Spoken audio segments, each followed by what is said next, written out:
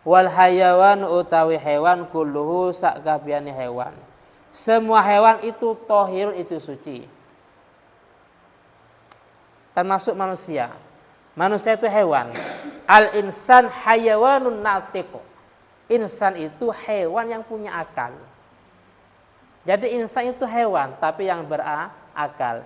Yang membedakan antara kita dengan sapi dan kambing dan yang lainnya adalah akal. Karena kita hewan, cuman yang berakal. Semua hewan tohirun, itu suci. Illal kalba, kecuali anjing, wal khinzirah dan celeng. Wa malan hewan tawallada yang lahir opo ma minhuma sangkeng al kalbu wal khinzir.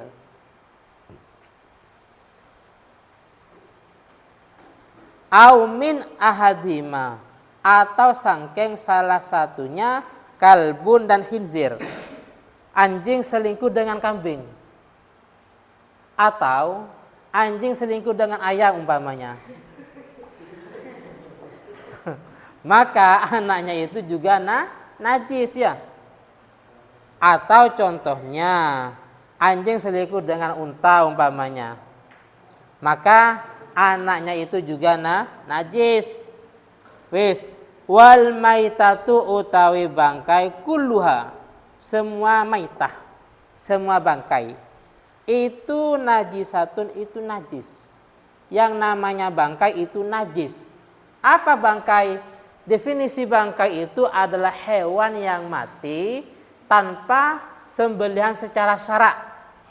Saya ulangi lagi, bangkai itu adalah hewan yang mati tanpa sembelihan secara syarak.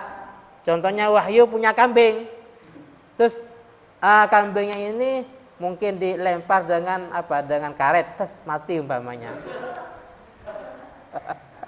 Maka matinya kambing gara-gara kena karet tadi, maka itu namanya bangkai. Atau mungkin Wahyu punya sapi, terus Vano mainan mobil-mobilan, terus sapinya ditabrak mobil-mobilan, akhirnya mati. Lah itu bangkai. Kenapa? Karena matinya tidak sempat disembelih.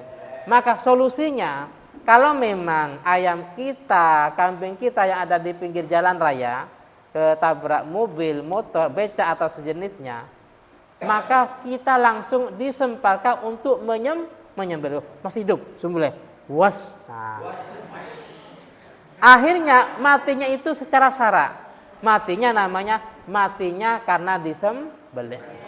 Bukan karena kecelakaan atau tabrak. Atau kucing umpamanya. Jadi bangkai pertama definisinya adalah hewan yang mati karena tanpa sembelihan secara syarak, atau secara syarak tapi hewan itu haram dimakan. Contohnya putra menyembelih kucing, nyembelihnya secara syarak, tapi berhubung kucing ini haram dikonsumsi, maka ini namanya paham ya? Jadi bangkai itu ada dua pengertian. Yang pertama, hewan yang mati ini bebas, baik halal dikonsumsi, halal dimakan atau tidak. Matinya tanpa syarak, karena tadi dilempar dengan karet, atau mungkin ditembak umpamanya, atau mungkin karena pleset, atau mungkin dilempar dengan batu, atau mungkin disembelih tapi karena memang pisaunya kurang tajam, diangkat lagi, diangkat beberapa kali. Lah itu ketika mati maka itu namanya bangkai. Kenapa? Karena pisau yang kita gunakan untuk menyembelih itu harus dalam keadaan tajam. Nah, langsung putus. Teman, yang putus bukan lehernya, yang putus adalah uratnya. Ustaz, kalau ini karena terlalu tajam, yang putus bukan cuma sekedar urat tapi lehernya, bagaimana? Itu hukumnya makruh. Jadi saking tajamnya pisau yang digunakan untuk menyembelih, akhirnya yang putus bukan cuma uratnya tapi lehernya. Bagaimana? Itu namanya makruh. Wa yukrahu ibanatu ra'siha. Makruh memotong lehernya hewan. Enggak sampai haram tapi makruh. Yang enggak boleh itu karena tidak tajam, kita nyembelih diangkat lagi, nyembelih diangkat sampai beberapa kali, akhirnya mati. Itu bangkai. Maka dalam hadis fa ahsinul qitlah, perbaikilah dalam masalah penyembelihan. Atau mungkin kita membunuh dengan cara menembak atau membakar.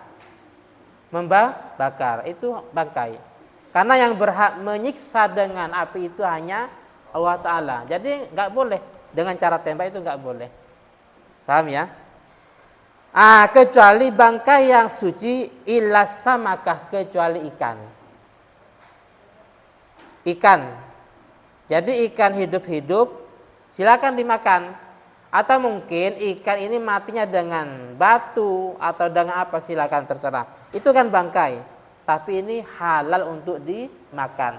Walau bisuratil kalbi, walaupun ikan itu berbentuk anjing, anjing laut lah. Nah, paham ya? Jadi dalam hadis air laut itu atau hirma'uhu, airnya suci dan mensucikan, al-hillu maitatuhu, dan bangkainya halal dimakan. Walau bisuratil kalbi, walaupun berbentuk anjing. Yang penting itu hidup di laut. Yang penting hidup di laut. Jelas ya? Jadi yang penting setiap hewan yang hidup di laut itu halal, walaupun berbentuk anjing. Terus yang kedua, yang halal wal jaradah, dan belalang. Wal adamiyah, dan manusia. Tapi bukan berarti dimakan loh. Jangan salah paham.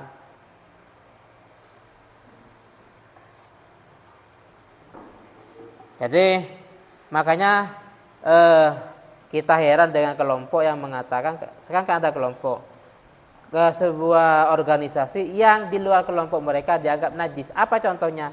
Contohnya gini, kita ngobrol dengan mereka baik di masjidnya, kalau kita pulang mesti dipel, dibersihkan, disiram, dipel. Kenapa? Karena kita dianggap najis oleh mereka. Paham ya?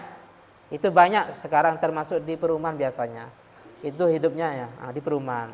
Jadi termasuk aja mereka menganggap najis orang yang di luar kelompok mereka.